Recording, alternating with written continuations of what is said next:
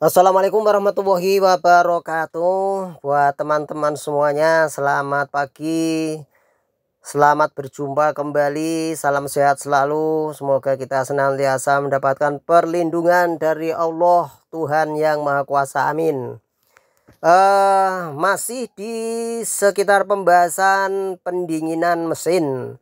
Jadi teman-teman yang sampai saat sekarang ini belum begitu peduli dengan air pendingin ini, cek di kendaraannya kalau sudah ada bekas-bekas air yang keluar dari tutup radiator begini ya, ini kan berkarat ini di bawah ini teman-teman ya, yang saya tunjuk ini mengindikasikan bahwa air radiator sering keluar dari tutup ini ya. Nah, ini tutup ini bukan hanya sekedar tutup, coba dicek. Nah, tutup radiatornya di mobil teman-teman itu ya sudah berkarat apa belum nih. Nah, terus tutup ini saya katakan tadi tidak hanya sekedar tutup, tapi ini ada klepnya, ada katupnya untuk keluar masuknya air pendingin yang ke penampung cadangan, kembali lagi ke radiator ya, sehingga harus dicek. Dan jangan lupa dicek pula di bagian mulutnya itu berkarat apa tidak, terus ditutupnya juga berkarat atau tidak.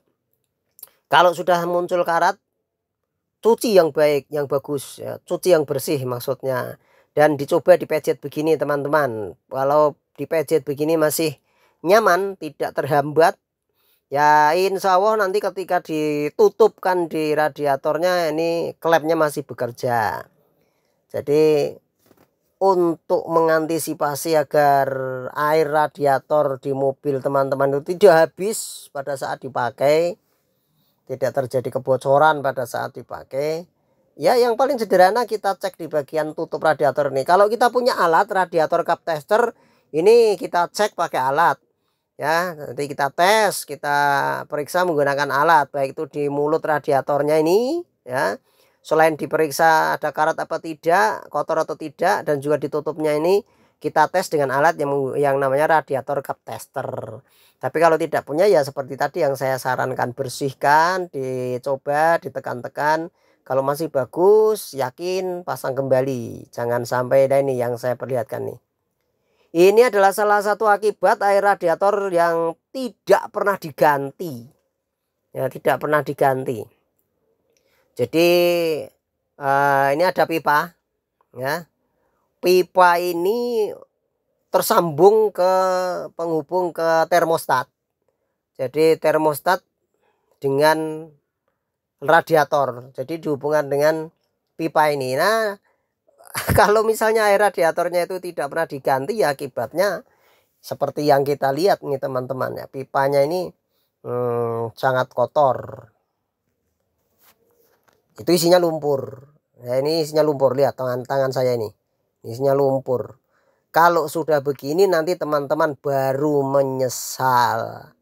Jadi sebaiknya air radiator diganti sudah. Setiap 40.000 km sudah cukup, itu harus diganti. Memang ada yang 50.000 km, ada yang 60.000 km, tapi cukup ambil interval yang paling aman itu 40.000 km, coolant-nya ganti.